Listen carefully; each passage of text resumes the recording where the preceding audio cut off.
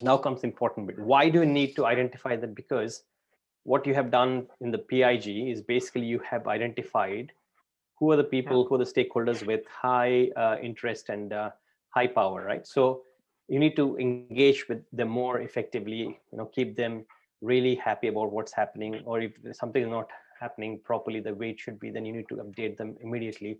And you need to be partnership with them. You need to have a kind of a partnership, working with them more, right? And Yeah. then you don't have to engage so much with people on the lower side of segment strata, because it's less effort. You don't have to worry about managing them, whereas you have got a lot. You have to invest your effort, time and money, and your all your energies into managing this fewer stakeholders who are at the top, typically the top management, senior management, project sponsors, and these people, the board. You need to keep them engaged and in the know in terms of what's happening on the initiative, the program, project, whatever. And as the influence goes lower, you don't have to really worry. If they ask, then you can send. That's why it's pull communication is what they say. If it is Mhm. if they're interested, typically they're not interested, but if once in a blue moon, once after about 3-4 months, if they ask you, hey, by the way, what is happening to the project, then you say, okay, yeah, this is what is happening. Just send them a report and get done. That's it. So depending on where they are, you need to employ that respective communication strategy, the channelize your effort in keeping them on your side, basically.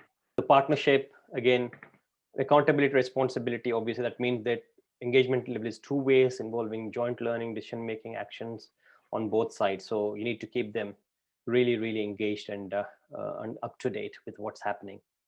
And participation is basically about part of the team engaging, delivering tasks to engagement as within the area of interest and responsibility. So it's basically like architects, people who are in the middle management, people who have actually got a little stake in terms of what's happening on the day-to-day basis. So that is a participative engagement. Consultation is basically people who want to know, who have got the expertise, experience, but then they don't have any responsibility, they don't have any accountability. So if something goes wrong, they don't have to worry about it. So you need to better keep that in your mind. Limited asking relevant questions and getting the right answers, so that you have got the ability to take a decision based on their consultation. So that's the consultation. Push engagement is basically one way, as I say, it's information is broadcast to stakeholder means of emails, webcasts, videos. I was telling you that, right? For example, in the project I was doing with a client, where they asked me to, it's a board of 17 people, and I was sending emails and presentations. They didn't have time, so I had to record the session, a quick update on my mobile phone, and then used to send them. So it's basically a way to keep them informed, right? So they want this information every week as to what's happening. So they're busy. There's another alternative way of doing that.